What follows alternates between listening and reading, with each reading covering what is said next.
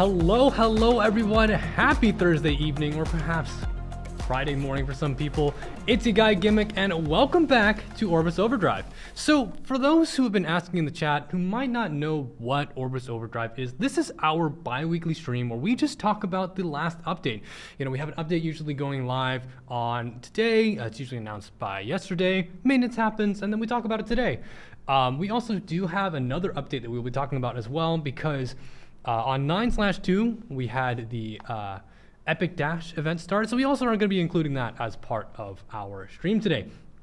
But how's everybody? How's everyone doing? Everyone enjoying their Epic Dash? Everyone enjoying their Ezra Foundation Day? Because I certainly am. I know some people are saying, I haven't gotten any pulls on the ML5s yet, haven't gotten any good luck just yet.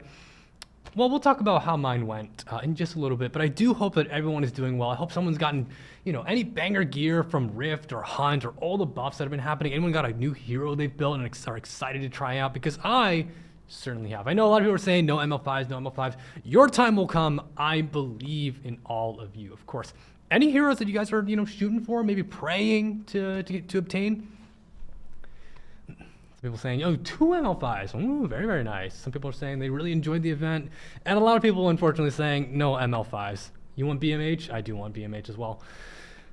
Man, I certainly understand the sentiment. But as everyone's talking about how their Epic Dash is going, why don't we go right into the imprint and talk about everything that we're going to be discussing on today's stream today. Okay, this is going to be a little bit of a longer imprint just because we had so much, but starting it off with none other than Epic Dash. This is the big event as part of our Ezra Foundation Day. It is running from the 2nd of September, so it's already started, until the 28th of October. That is going to be in 8 weeks. It is 6 weeks worth of events, so even if you haven't had a chance to start just yet, you still have time to get all of the rewards in the event. So, you know, if you're looking to come back to Epic 7, now is a perfect time. If you're looking to invite some friends to play Epic 7, now is a perfect time too. We do have different rewards for new and returning players, and in fact, I think our guests will also be pretty well aware of those different rewards, and we'll talk about it with them once we bring them onto the stream. But moving right on, we have, of course, this is what we were talking about just a moment ago, 100 free Moonlight summons. I know it is 150 now, but 100 free Moonlight summons, 5 daily for basically 20 days. Hopefully, again, you guys have been getting some good pulls. I know some of you guys are still waiting for that one to come home, but I do believe in every single one of you. And I'll talk about my polls as well once we talk with our guests in a bit. Moving right along to our next big event, we have the Ezra Foundation Day check-in event. As you guys know, Ezra Foundation Day is our anniversary. We are 6 years strong. Thank you guys, as always, for your love and support. I'm super excited to celebrate Ezra Foundation and continuing with all of the rewards. And this is just like a little login event with different things like mystics, reset stones, bottles, as you can see on the thumbnail here. It's good stuff, good stuff. Moving on to our next slide, though, we have the new exclusive equipment for Spectre Tenebria. This is a pretty interesting one because it changes her scaling. So for Spectre Tenebria, she has a passive that not only permanently puts her into stealth, basically that is undispellable until she's the last one standing. She also has a thing where when anyone falls on the battlefield, she will also gain attack and defense up to 5 times. This has been adjusted with the exclusive equipment, and now if you are applying it, you will scale that on attacking instead. So it kind of changes her into being less of requiring, you know, maybe some teammates to deal some more damage and take out an opponent, to can you just dual attack with her? Can you just use a soul brim with her? It's pretty interesting. I hope that you guys have been getting a chance to use her for sure. Some people are saying here, oh, Bellion and DDR as well for their hundreds. Congrats, congrats. I still need Bellion myself. I actually don't. But moving on into our next slide here, we have the Melody of Stars, which is our latest side story that is still running. It is going to be expiring soon on the 15th, so do be sure to fill it out when you can. It is a simple puzzle piece side story, so all you need to do is just click on a puzzle piece, fill out a quest, and you'll be able to just easily get rewards. It's super simple, really. The only thing that you need to make sure is that once you've completed the mission, you got to go back and claim it so you can start another one. Moving on to our next slide, we have Harseti. Her kit was just released last night. Very exciting stuff. I know a lot of people who are players in PvP are excited to see how she'll function once she comes out in just a little bit. But first impressions, that skill 3 is insane. I love the animation design. The character design is amazing. Super excited to see how she'll play in combat as well. But she was not the only hero that was announced pretty recently, so let's move on to our next slide here. We have Fenris, which is one of the episode 5 heroes. I know a lot of people have been talking about Fenris's artifact as well, but Fenris I think is a pretty interesting character as well. Being kind of this like Lionheart Sirmia 2.0, where now that he's the one who's taking the fighting spirit, it's pretty interesting stuff. And he got some pretty good buffs too. Like seriously, greater attack buff is kind of scary. But we'll talk about it a little in just a moment. Moving right on to our next hero as well. Forgot about this in rehearsal as well. We also do have a side story releasing next week for for Fenris, which is for you, who was once my everything. We get to learn a little bit more about maybe why Fenris decided not to feel the adventuring spirit until reinvigorated by Ran in the episode 5 story. Very excited to see how that is. Moving right along. Yes, here we go. The last hero that was announced as well. Revna. Revna is a 3-star thief. Very interesting kit. We'll be talking about it as well. I think there's some people who have been talking about early that Revna might be actually a very strong hero for Abyss or for maybe other PvE content. Very, very interesting stuff. And moving right along, we have, yes, chapters 9 and 10 in episode 5. I actually just finished these myself, and I was blown away by the story. Chat, no spoilers. Seriously, don't spoil it. But even for those who are not as much of a story reader, I highly recommend checking out the story. This story was really, really fun. A lot of very interesting plot points. So I'm very excited to see what you guys think about it. Anyone else finish it right now? Because hopefully I'm not the only one who kind of sped through it, but I really did love the story. It was just, man, seeing all these characters coming together was really, really interesting. But let's move on to our next one here as well. Yes, I'm sure that most of you guys are probably here to talk about this here, which is the balance adjustment. We have a lot of things to talk about with these. We have Lionheart Sirmia, Judge Kisei, Abigail, Alencia, Shooting Star Arcades, and as well as Otherworldly Machinery, which is an artifact, and the Fan of Light and Dark. These are both Ranger, no, this is one Ranger, one Soul Weaver. Otherworldly Machinery is the one that comes with, I can't remember her name right now. Oh goodness, that's not a good thing. Well, it is a Ranger artifact. That is the bottom line. And then we have Fan of Light and Dark, which is Ahmed's artifact. Thank you. Me. You're welcome, me. Yuna. Thank you, Yuna. I don't know why I blanked on that. I'm so sorry, chat. Got a lot of things here to talk about here. But last but not least, I believe here, we also have one last slide, which is, yes, the E7WC 2024 Champions Ring distribution. I will be showing you guys how to obtain this if you guys do not know how to. But I will also be rolling it on stream today, so we're gonna have some fun with that. So we'll just have to see what happens. I mean, I'm excited to roll the ring. It's a very good piece there. You can see 9 health, 6 crit chance, 8 crit damage, 5 speed.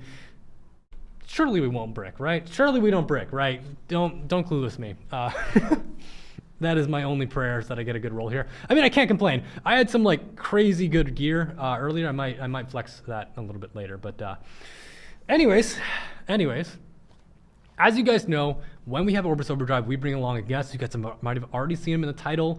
So why don't we just bring him in? Let's bring in the one, the only Deity onto the stream. Hello, Deity. Welcome to the stream. Thank you so much for joining us today. If you'd just like to take a moment to introduce yourself, feel free to do so now.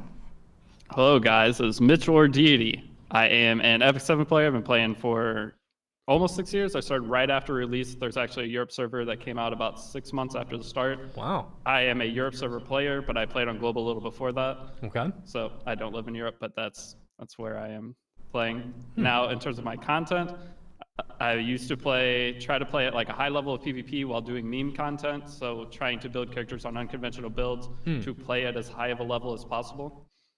Awesome. And then from there, though, recently, now that all the characters have such insane individual kits, it's a lot harder to do that. The meta is more defined, I guess is the way to put it. So now I have become a new player guide teacher. That's what I've been focusing on the last about year and a half, is getting new people into the game to experience Epic 7 for what it is.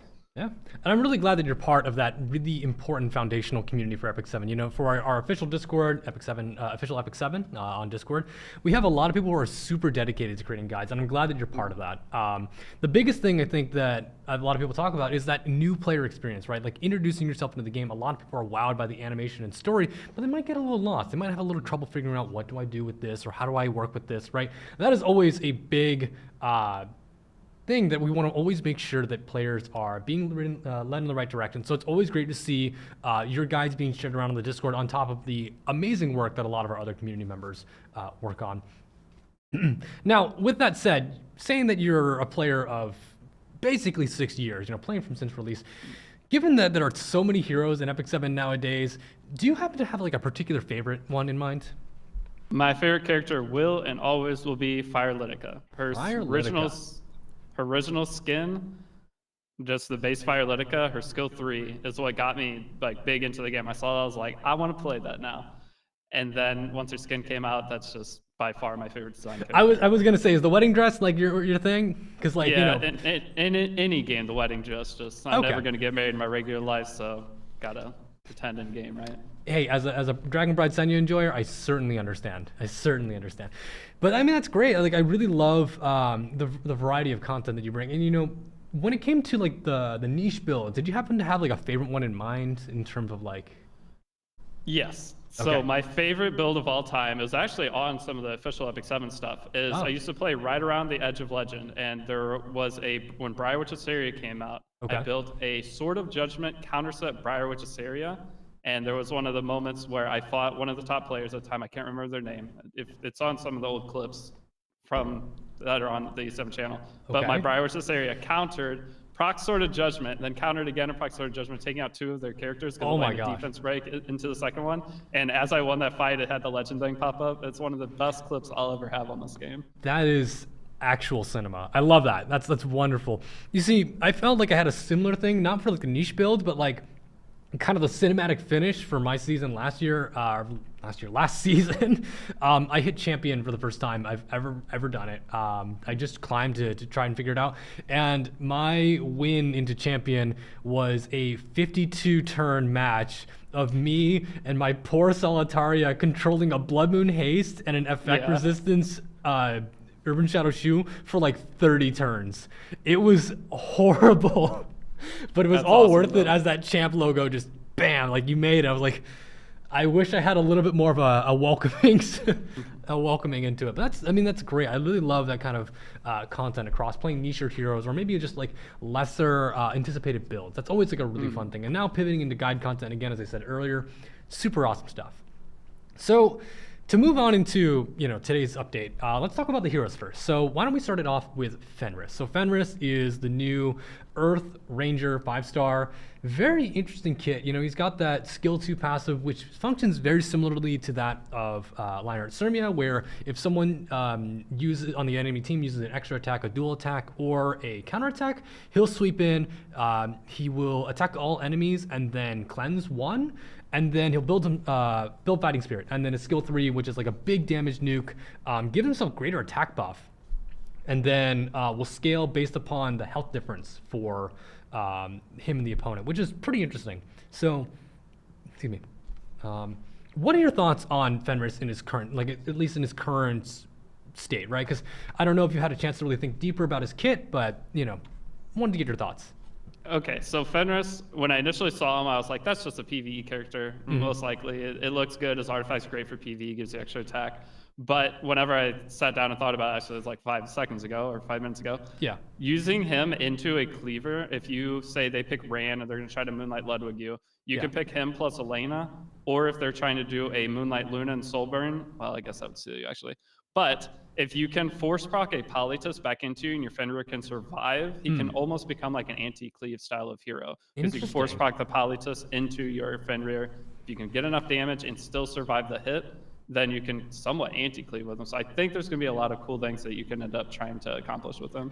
Absolutely. I think that one of the biggest things that a lot of people were talking about to begin with was the trouble of the health scaling, given the fact that he needs to be the lower health one, right? So I think a lot of people are looking at that like, I'm not sure if that's going to be too risky. I don't know if I'm going to have to bring on Abigail or Senya, Dragon Bride Senya for helping him on that, but I see a lot of potential in it. And the biggest thing I think which is interesting too, is that it is just damage ramping, right? It's not defense penetration, which means that heroes like Empyrean and Ilyanov actually can't break through that, or like characters like Wukong, right? Which I think is very interesting.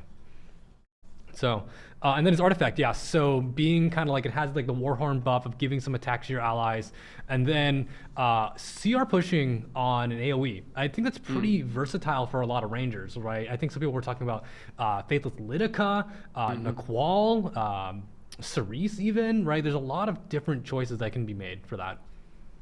Yeah, it's still hard to go outside Guiding Light for like Faithless I know a lot of people love Guiding Light, for sure. It's so hard to get away from that. If that's for people with like the 305 speed Fliticas, could maybe go into that.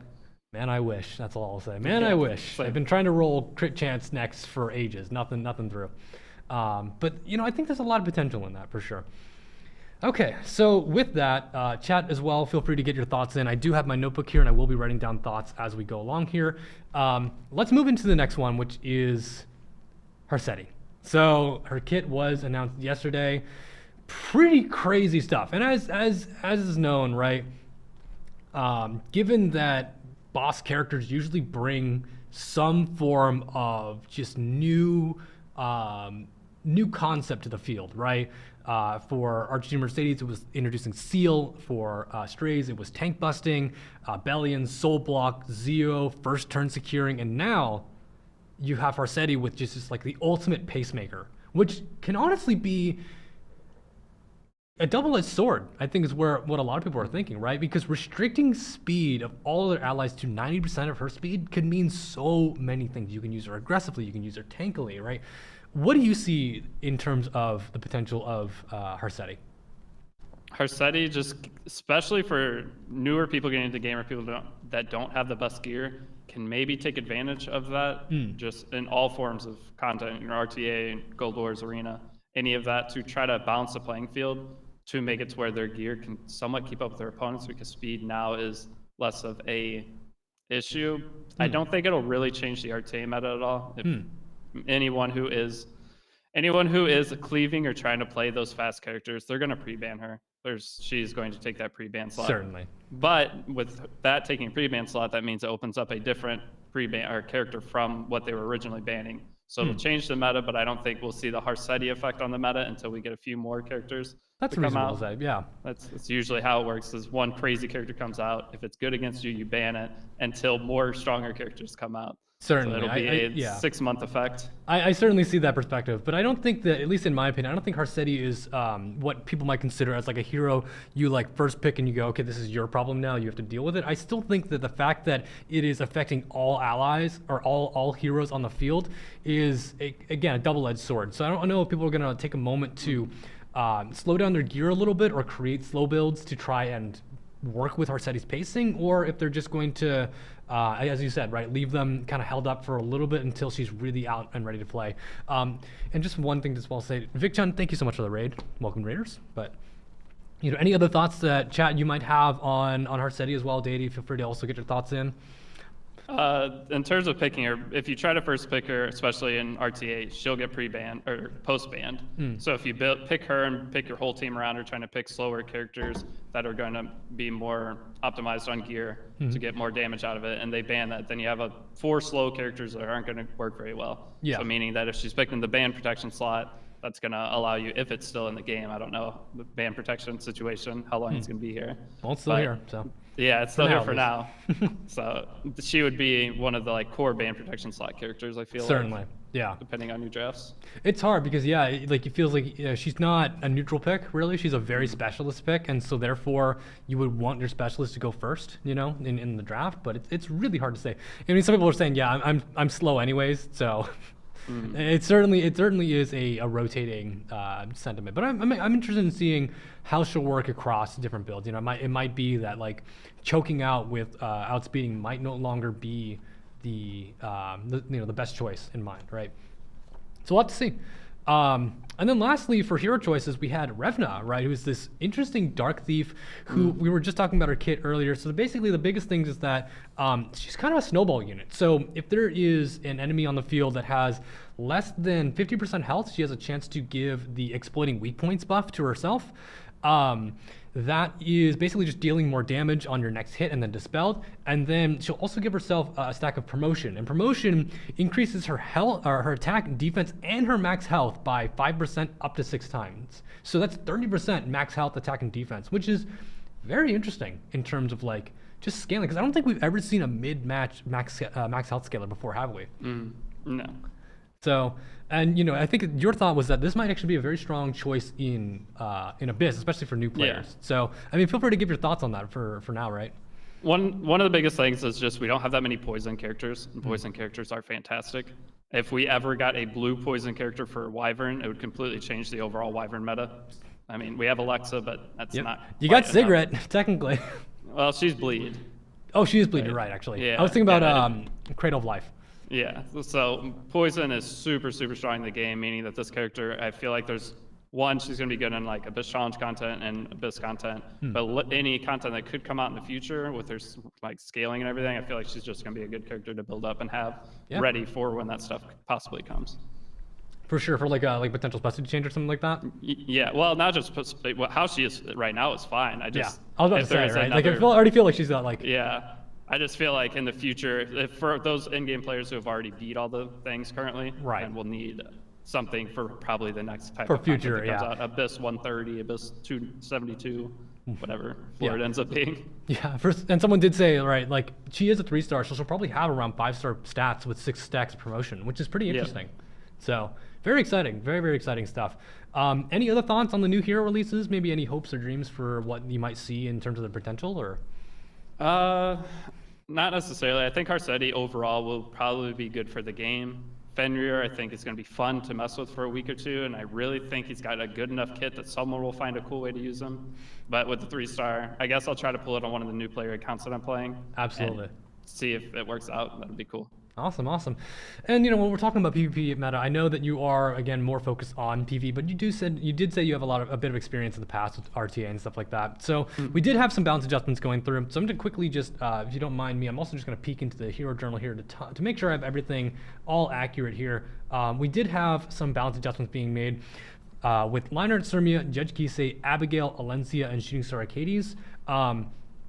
For the most part, I do have these on the top of my head, but I just want to make sure that I have these all right. So starting off with Lionheart Sirmia, the biggest things with her is that she is now cooldown based instead of fighting spirit based. And her kit, again, is very similar to Fenris, where if an enemy uses a dual, extra, or counter attack, she will proc. What she does, she cleanses herself, gives herself ER and defense, and then now instead of giving herself fighting spirit, she'll give herself a turn reduction into to attack, right? To use her skill 3.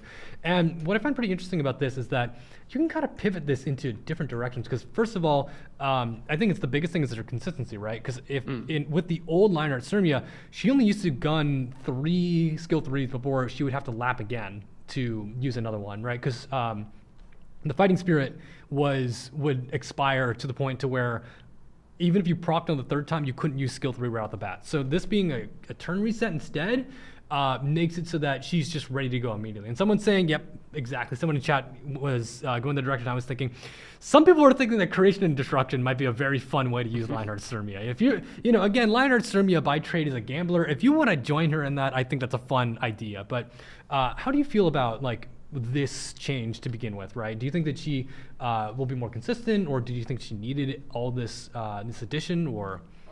Lionheart Sirmia is kind of fallen out of the meta for multiple reasons. Obviously, the first one's Moonlight Polytos affecting your focus. Yep. It's very hard to play her into that. And Moonlight Polytos is one of the first picks that most people do getting into RTA. So this is from RTA's perspective, not a Guild War arena. Right. But secondly, teams are so tanky now, and AoE damage is hard punished with everything that counters, all the Orbis Ritual Swords. Yeah. The ML Senya hitting the backline unit half HP, it's going to give her the ability to just one-shot your Lionheart Sirmia. Right. Because she's defense-based, and that ignores defense on Senya's skill 3. So there's a lot of things keeping her from working. This change, I don't think it's going to really affect that too much. You can pick her a little bit more often, but her damage is just very hard to get to a point where it's going to succeed in the current meta. That's Maybe for Arena and Guild Wars, it'll start being usable again, being able to pick her into some extra things. But it overall is a good change. I don't think it's enough personally, but we'll see. I could be wrong on this. Certainly. Hey, again, with the creation destruction, if you can't kill him with the first one, try it again, right? Go into the extra turn and do it again. I think we're gonna see some funny stuff with that for sure. Yeah. Moving into Judge Kisei, the biggest thing about her is that her skill 2, End of Evil, is now, it does not have the cannot counterattack buff, but instead has decreased hit chance. And the Soul Burn now ignores effect resistance, which I think is pretty interesting.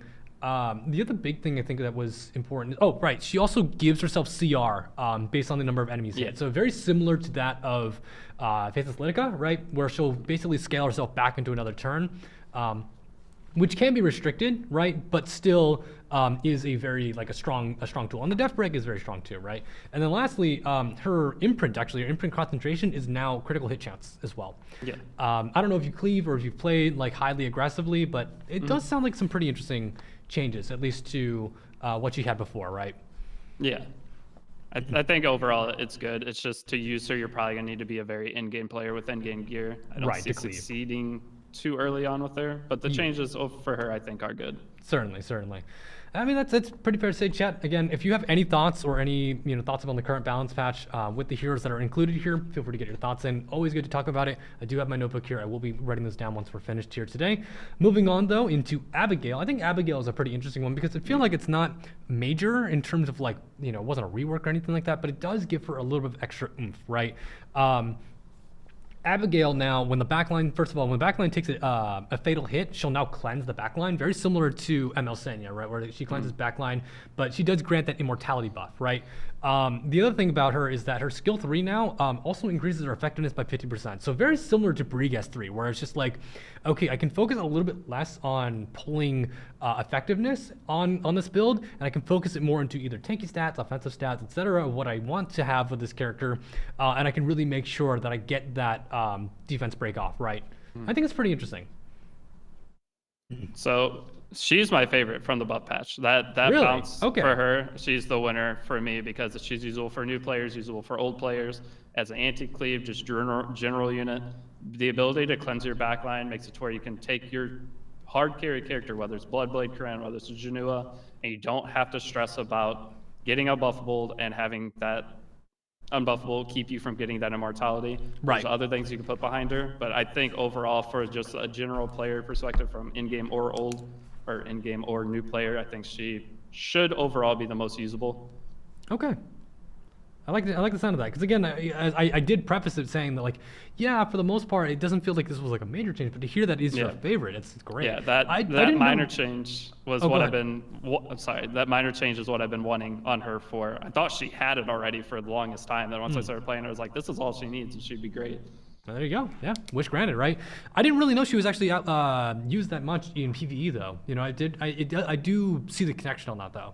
For sure. Oh, I use her in PvP. Oh, PvP, gotcha. I'm mostly a PvP player. I still go in and play RTA 99% of my streams, but anytime I make a guide, that's when I go back to the PvE run. Oh, I just realized you can have BBK have 3 procs of immortality. That's wild.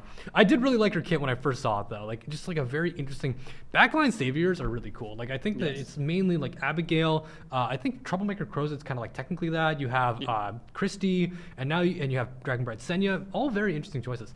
I could see a very fun build of having 3 backline saviors and then just 1 backline hyper carry. Could be interesting to see. Yeah, you put Bloodblade Karen in your band protection. So you first pick X character, then you do Abigail, Bloodblade Karen, then you pick Christie, and then now you have a ton of effect res, so you don't have to worry about debuffs, or you have the cleanse to reproc yourself. And then your opponent third picks Veronica, and then all of a sudden things go things go a little sour. But I mean, it's great to hear that is your favorite change. Chat, anyone else? Any Abigail fans as well? Anyone using Abigail frequently? I know that Ryoko uses her a lot, but I personally haven't had a chance to build her because I feel like her stats. Do you build her offensively, or do you just put her on as much bulk as you can? Mine's as much bulk effect res. That makes sense. So you can build her offensively too. Her damage is not bad, but the biggest thing is getting that curse as well as her not dying. Usually, her not dying is the number one thing you got to worry about. I agree. Yeah. Makes total sense. Yeah, someone's saying Abigail W for Kayron for sure. Yeah, if you want to put on Kayron back there, absolutely. And then we had Alencia. Alencia was pretty interesting as well. She didn't necessarily get a rework, but she got a lot of extra tools to help her out. The biggest thing I think that a lot of people were looking at, 20% free crit chance on her passive, which is it's not the highest. The highest I think right now is, Urban Shadow Shoe with 35, but still a lot of crit chance, right? And then the biggest thing about her kit changing is that her skill 1, Soulburn is no longer 2-turn Death Break, it's 1 turn, but with Ignore ER. And then after using S1 follow-up, she gets CR gain and Now it's Mind's Eye. Instead of Mind's Eye, which is her unique buff that lets her use her follow-up, it doesn't give her effectiveness anymore, but it does let her, it enables her to deal injuries, basically. Yeah, so you completely change your build on her now. Yeah, definitely, for sure. And like you can put way more health, or some people saying on a fast build. Yeah, someone's saying that Elf Mage was using it to cycle a ton, right? Yeah, the fast build's definitely the play with her now. I don't know how good overall she'll be in comparison to the other characters, but I think she is viable now with that speed build. Absolutely. Do you think Alencianox's Wrath is going to be the better choice then for that higher CR change, or do you think that like Prayer of Solitude is like? You already get so much. A crit chance, so Alencianox's Wrath getting an extra crit chance. I don't know how that would be. I don't know what artifact I'd do on her. I haven't looked at her too much because I didn't have much faith in her being very good. I see. After the buff, but I will experiment with it. I just haven't had a lot of time yet to rebuild my main account. Totally fair. I think a lot of people are saying Prayer of Solitude just to get that extra health buff and then also extra attack dealing more damage, right? So perfect synergy there. And then lastly here from our changes here is Shooting Star Arcades. I think the biggest thing about Shooting Star Arcades, if I have it correct, is that mainly it's her skill 3, or her skill 2, excuse me, that used to revive dead allies and then apply 2 random buffs, and now it is just a fixed attack buff. And if I have it here right, yes. So it says here, revives a dead ally with increased attack and immortality for 1 turn. The target is not dead, gives increased attack and immortality for 3 turns. So I don't know if a lot of people are using Shooting Star Arcades. I know there's some funny builds that you can use with the immortality. I know there was also like the Euphine Labyrinth for a long time, but I don't really know how far Shooting Star Arcades has gone in terms of like PvP meta. Or if this will be like the choice for maybe to see her a little bit more, right? Immortality is very strong, as we've seen. Very few heroes can cut into that. Again, I did mention Veronica as like the only consistent cut into that, but you know, it's hard to say if this is something that will be, I guess, applicable, right, for RTA meta. Yeah, I don't see it personally. Usually, anytime she's gonna be good, she'll get banned, and then your team just falls apart because you try to set up a full meme team around her. Fair enough. A lot of people are saying it's somewhat a nerf to their Euphine Abyssal runs, or not Euphine Abyssal runs, Euphine Lab runs, because you're only getting the 1 buff, but it's the buff you need. You need immortality, and having attack buff, you'll beat it faster. Right, you can stack it somewhere. You can stack it somewhere else. Yeah, I don't think it's a big change in any way, but we'll see as time goes on. Makes total sense. So that was all the balance adjustments. We also did have Otherworldly Machinery, which is Yuna's artifact. That's just an extra crit chance on it, just like an extra stat stick, very, very helpful. I don't know if there are too many characters that still use Otherworldly Machinery, which is the boost in AoE damage, but that was the one thing. And then I believe that for the other one, which was Fan of Light and Dark, excuse me, I accidentally went to the shop. I'm not looking to buy right this moment, maybe later. The big thing about Fan of Light and Dark is that it, I believe, has been increased to, the critical hit damage has been now increased to be an 100% chance on max limit break. So just some which extra is really consistency. good. Yeah. Yep. Certainly. And I think that's just to be part of the other consistency with other artifacts, right, that have that up to 100% chance. Same with like Sweet Miracle, same with now Fenris's artifact. Just some extra consistency all across the board. But, you know, do you use either of these artifacts often? You know, I know that you are, again, maybe even for PvE guides, because I believe Otherworldly Machinery comes out of obtaining Yuna, right? So yeah, I haven't thought of a spot where I'd use that to get the extra crit chance early game. I don't really, with all the free gear, usually have around 100 crit chance anyway, and I don't know a ranger that we would really use too much. But now the other artifact, though, I think that's great. I think all these artifacts that they're raising to 100%, the Ahmed artifact, I love that. Okay. That is adding consistency and just going into games knowing what's going to happen. Right. Because we're already playing into so much RNG with the game balance and design. That a little bit of extra like peace of mind knowing that things are going to go how you think they are. Right, with consistency, right. Yeah. Certainly. Well, that was everything that we did have for the balance adjustment. You know, chat, feel free to get your last thoughts here. I am writing down as much as I can here. Deity, if you had, you know, some other additions to be made for balance adjustments, like any particular heroes in mind, you know, feel free to let me know what you think in terms of it. We are going to be talking about that a little bit later as well on our Sanctuary segment, but just, you know, some early thoughts, right? In chat, this is also the fun time, you know, talk about the heroes that you want to see buffed in the future or, you know, given some adjustments. Can I talk about one right now? Sure, why not? Okay, well, my biggest one is I want Ruel buffed. I want Ruel to have some kind of injury cleansing mechanic. I feel like that would add a lot to the game right now with Death Dealer Ray. If we could find a way to combat him a little bit better, I would have so much more fun playing Epic 7 because I feel like I either have to pre-ban that character or I'm going to play the exact same match that I've played for the last year, every single game. It's very frustrating. I do not like Death Dealer Ray, but I feel like Ruel giving some kind of injury cleansing would be a great buff for her. She's going to be usable again, and I mean, everyone wants Ruel usable. A bunch of people pulled her, and they always hear, so like, oh, she's not in a great spot right now. I think that'd make a lot of people super happy. Certainly. I saw someone screaming in the YouTube chat before they got inexplicably shot by the bot, saying Strays is not buffed or not busted. But yeah, I think a lot of people do see that like as, oh, I would love to see more with like injury cleansing, or maybe that will be what comes in the future. And some people were saying maybe even something like Kayron, definitely a couple other things on that. Again, chat, we will be talking about that a little bit later. Maybe we'll leave it up to a little randomness to see what we might want to adjust in the future. But for now, let's get into the last parts of this week's updates, which was episode 5, chapters 9 and 10. These are the last chapters for episode 5. I know it's kind of crazy to think that it's come to an end, but it's already finished, episode 5.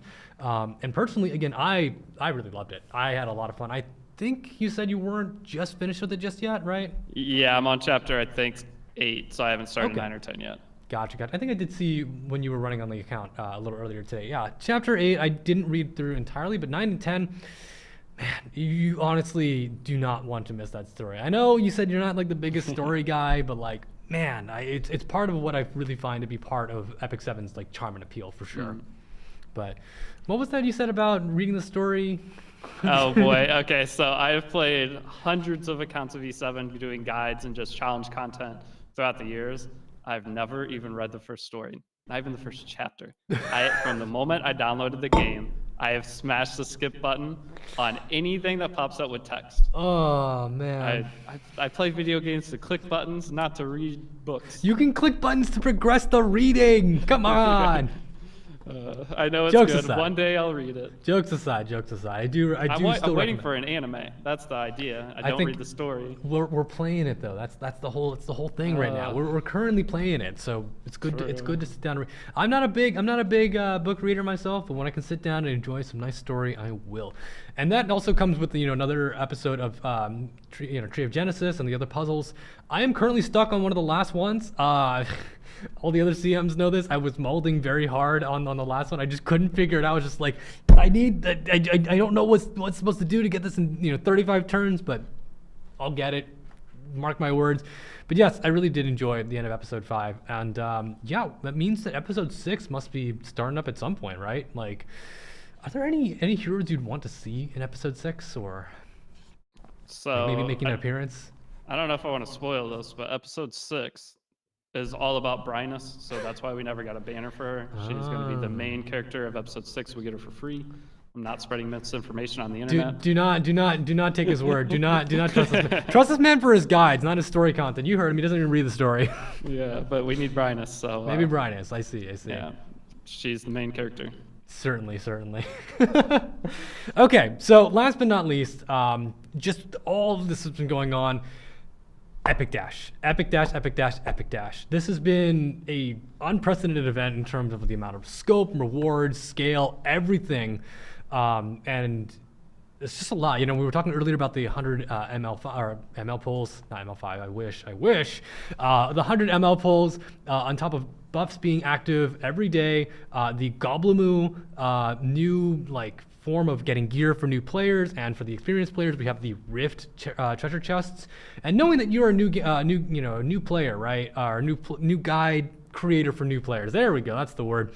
You've certainly experienced both perspectives from a experienced and new player. And I did want to ask, what has really changed in how you've been putting together your guide with Epic Dash in mind? With the Epic Dash in mind, the biggest thing is the gear. Just the gear you get at the beginning makes all content unbelievably easy.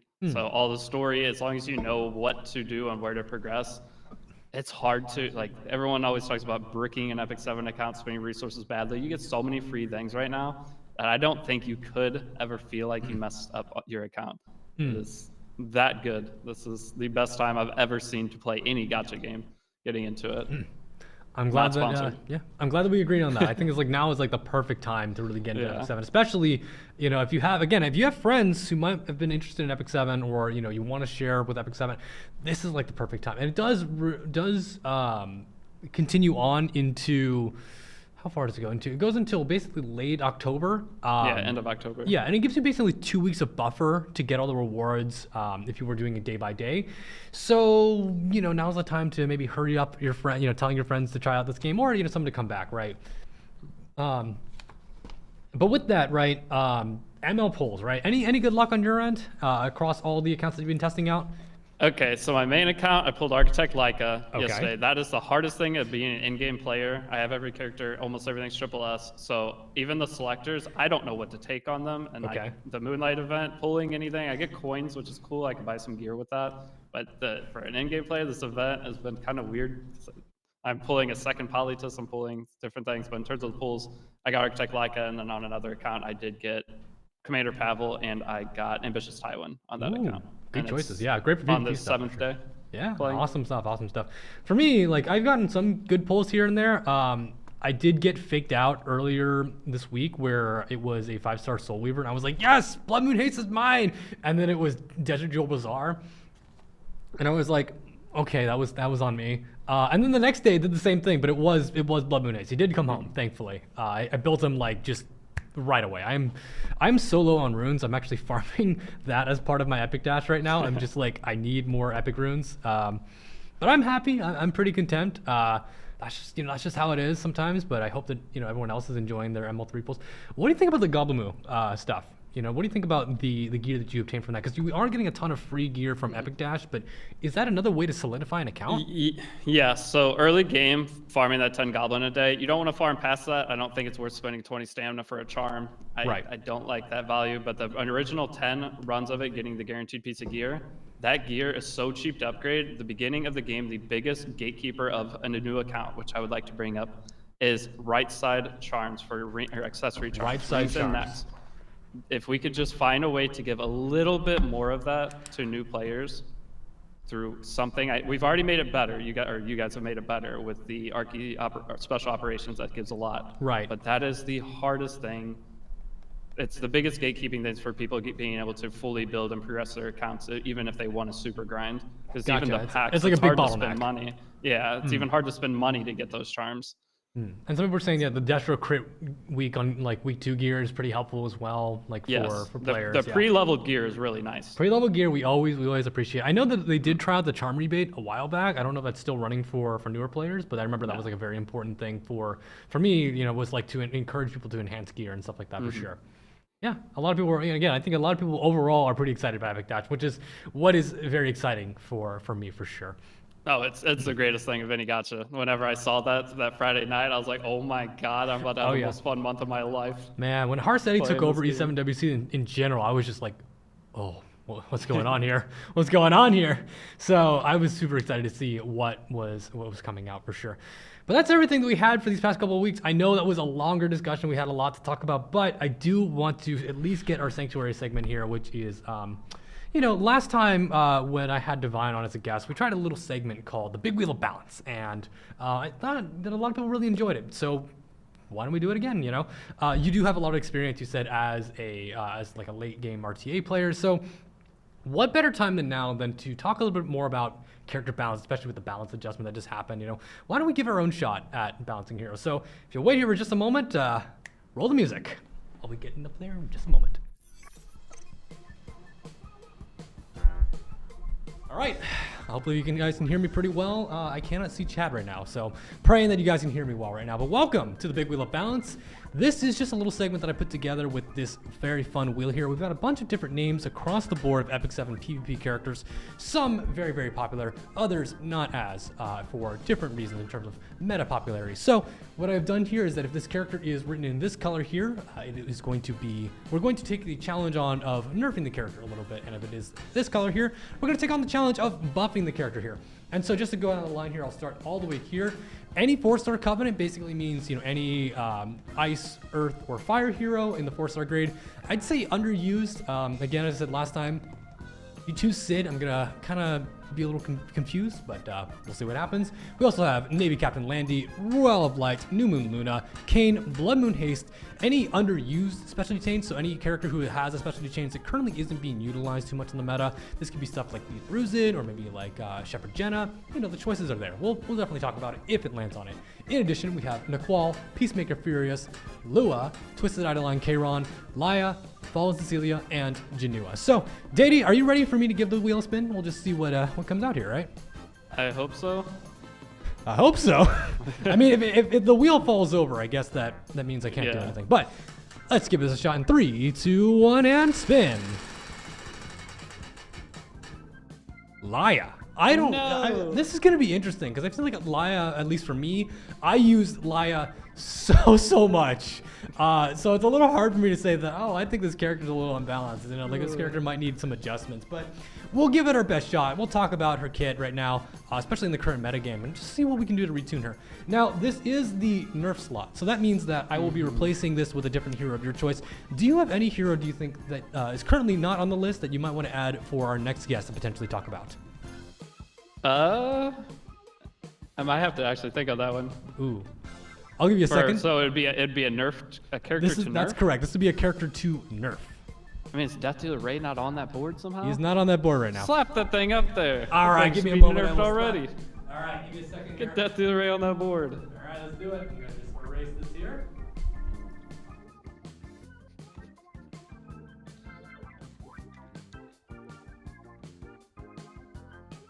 Okay, and there we are. That is Death Dealer Rag. Excuse me. There we go. Just so you know, Ryoka's gonna be very frustrated with you, by the way. All right, back to the sanctuary then. Hello. Hello. Hello, welcome back into the game screen. Let's talk about Laya, her kit, and what we can do to maybe adjust her a little bit. Okay, I pick Laya first pick every single game. I pick Laya first pick every time. This hurts me as much as it hurts you. This is painful. This hurts as much as you. So in her current state, Laya as a warrior has a very interesting kit. Her skill 1 basically gives a dual attack with a random ally so long as her skill 3 is not available. It also increases the CR of the caster, which means that she can also cycle a little bit. Skill 2, Sweet Cheers. This is a full cleanse with a 15% CR push and a 1-turn cooldown buff. So that means that this helps you get through characters like Lua, like Naqual. This is definitely like where she shined the most. And then finally, Spirit of Rock, which is throwing the guitar, big damage, ignores all defense, cannot crit, scales on her max health, and if she kills, she gets an extra turn to cycle even more.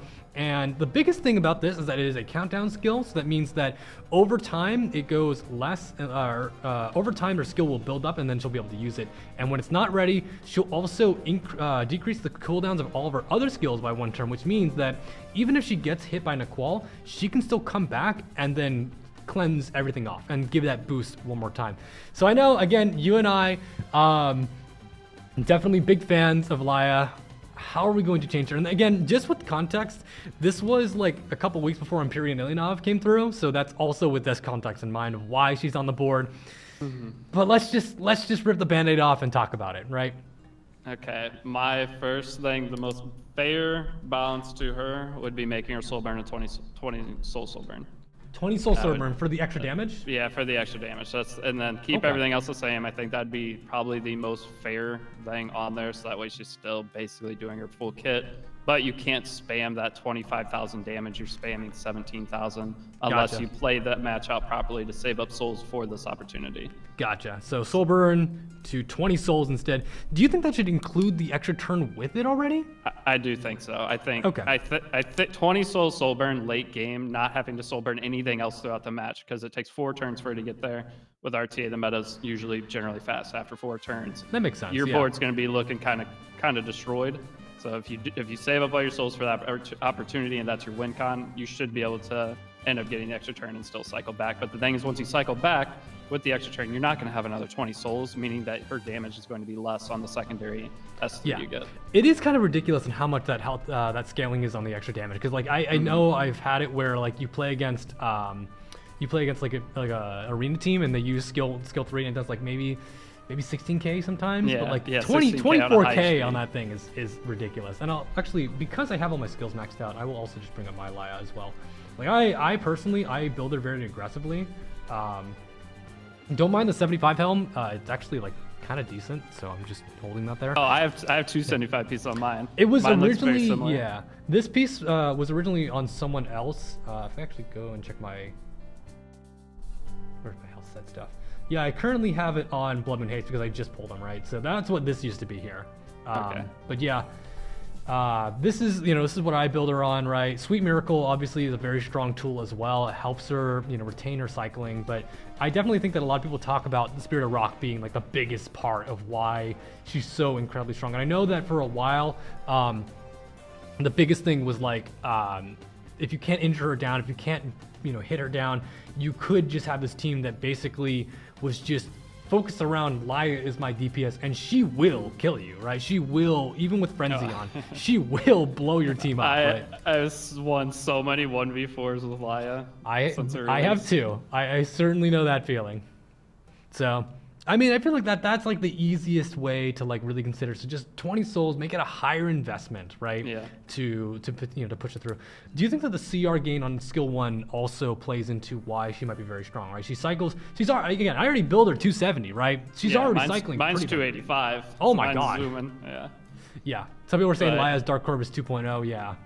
Yeah, every little part of her kit, obviously, coming together is what makes her insanely strong. Any slight manipulation you do to it is going to change her as a character completely. Right. So the soul burn would change. Taking the combat readiness increases away, that would also change it. I don't think to as big of an effect as a soul burn change. I think that's totally fair to say.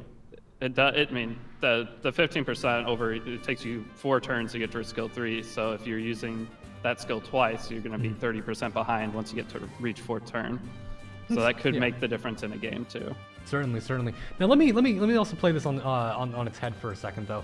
Instead of it being focusing on the Spirit of Rock, right, and changing its souls, what if we kept this the same but changed it so that dual attacking with Sing With Me only is active when this is off cooldown? So you'd have to burn your cleanse in order to start using your dual attacks more. Yeah. I think that's why, like, she's such an all-rounder. I think that's right? more fair. I think that'd be definitely a more fair version of her. I think with chat, what do you guys think, right? Do you think that like mainly the biggest part about Laya is the fact that she can solo because of her tankiness, or is it more that like because she also just has access to so many other tools that support her team? So rather than just letting her have all these things at once, maybe make it so that she has to kind of make very deliberate decisions, right? Maybe force your hand, force the cleanse, right? Or maybe have to forego a cleanse so that you can start dueling more, right? I think it's a pretty interesting way to look at it, right? Yeah, I do like that. That's probably better than the soul burn one, actually. So swapping it takes dual more strategy to thinking. yeah, it's so swell the S2 off cooldown. Yeah, because someone in chat here on YouTube said here, for me, it's the most annoying thing. The most annoying thing is the dual attack, right? And someone else saying that it removes a lot of flexibility in her play style, which I think that like for the most part, I feel like it really is the fact that she is very, very flexible, right? And that's why she's always been a strong neutral player. That's why she was my first pick for like 90% of my games. And the only other case where it wasn't was because my opponent picked Laya or banned her out, right? So Yep, that's my exact, probably last 1,000 games, whatever, I'm not memeing, and actually trying to win, she's getting picked immediately. Exactly. So rather than removing that flexibility in terms of like making it so she just doesn't have it anymore, I'd rather be that she has to stretch herself a little bit thin in terms of like how to do. And some people are saying, don't nerf this character, don't nerf this character. Oh, don't nerf this character. I'm not one of the developers here. This is more of like a thought experiment because I like to do these things where I like to talk about balance and design and stuff, especially when I have a lot of players here in our content creator program who are experienced with the game. It's just fun to kind of think about what applications might be able to be applied to different characters in the game, right? I'm not saying that this will go live, but it's just fun. It's a fun thought experiment. I'm not responsible if this does go live. It was all gimmick. I didn't say anything. I didn't say nothing. I merely proposed it, so I'm fine here. But it's just a fun thought experiment. Again, I do know that Laya is definitely a lot more toned down nowadays, especially with the prevalence of injury, the prevalence of even just Empyrean Ilyanov now, right? So I would say that someone's saying 100% both their faults. Hey, buddy. But I think that, you know, it was something that I think a lot of people did see like Laia as a very strong contender. So just a fun thought experiment. That's kind of the biggest thing about it, right? But until that, you know, aside from that, any other thoughts on the current state of Laia? Again, I think most people would agree that Laia right now is okay to leave as she is. I just want to have a little fun and think, you know, what might be a way to balance out that kit just a little bit more, right? All right, so if we want to balance it, her S3 should have Extinction. Okay. Her skill 2 should be on a 3-turn cooldown. Okay. I think that's pretty fair. And then her skill 1, instead of dual attacking with 1 ally, dual attacks with 2 random allies. Triple hit dual attack. That's balance. That's what we need on this character. I cannot believe you. Okay, well, I'll pretend I didn't hear that. I love Laia. Laia is a great character. Again, she absolutely carried a lot of my matches. If I had my E7 GG page, you would literally see that she had like my number 1 pick, right? It was like her, and it was Dragon Bride Senya. Obviously, I'm a big fan of Dragon Bride Senya in general. She carried my match a lot. This is how I built her. But I think the biggest unsung surprise that I had was Festive Ida. I loved using this character. She's really good. When you know where to play her, she's really good. She was, yeah, like I play her on debuffer build instead of on damage, but like 280. Oh, that's a play. Yeah. Well, I didn't think she was, like the biggest thing I wanted to use her for was, if you looked at my Senya here, I don't have her on immunity set yet, but my Senya's on Bastion of Perlucia. So what I would do is I would buff block everything except for the immunity. So stealth would be removed, barrier would be removed, but not the immunity. So that means she wouldn't get pushed back, she couldn't get, you know, controlled, and that was really good against Sea Phantom Politis, who just wanted to go a little crazy and just slam that soul burn immediately. I thought that was like a very useful choice, and then I brought in the book here so that in case I get turn reset or anything like that, I can at least take the first turn to Soulburn S1, get the Dispel on the skill 2 proc, and then I would get the silence and the cannot buff. And this worked crazily, like really crazy good for me. So I was really happy to use her. And there were times where like I literally ended a cleave match in like 20 seconds because the opener went and then she just could not be touched. So that's how I used her myself. But anyways, it looks like we are a little bit short on time. Some people are saying, Gimmick, did you roll your E7 WC ring yet?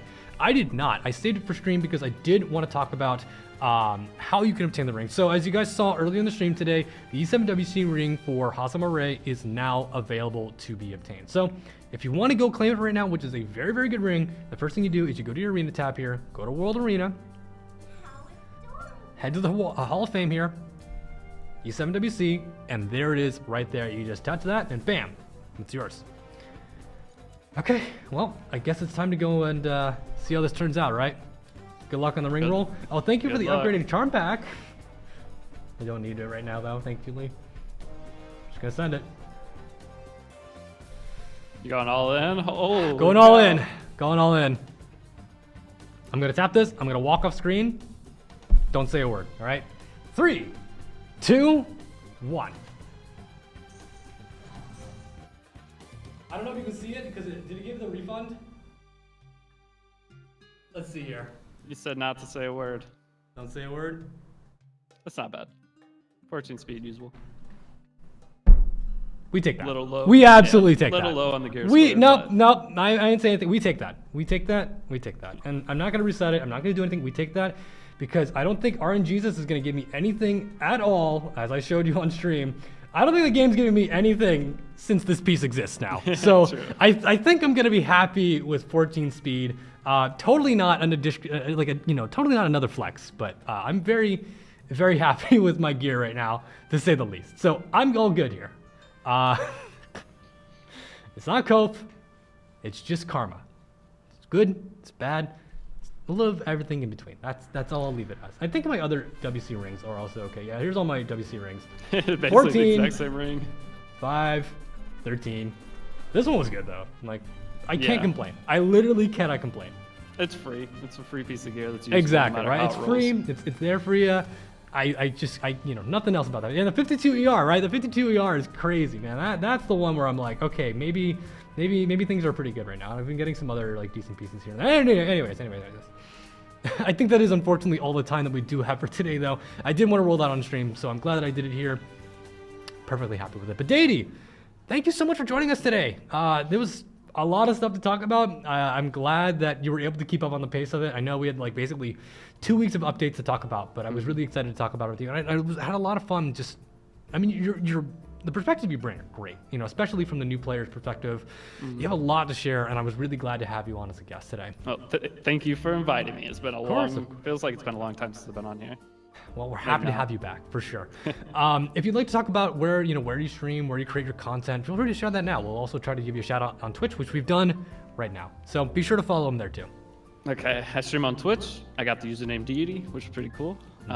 So that is where I do that. And then my YouTube, I found it today. The app for my YouTube is Deity Gotcha. Yes, which is cool. So, yeah. Or Awesome. you could just type in Deity Epic 7 on Those YouTube. are some great snags on the usernames. We have another Epic 7 content creator who also somehow managed to get Senpai. So it's like, I know. That's crazy, Pizza man. got lucky. You guys got some really good luck on that. Mine was 10 years ago. I got mine early. Okay, so you were an early adopter Yeah. basically. Yeah, That I've been a makes partner sense. for like 9 years on Twitch. Wow, congrats.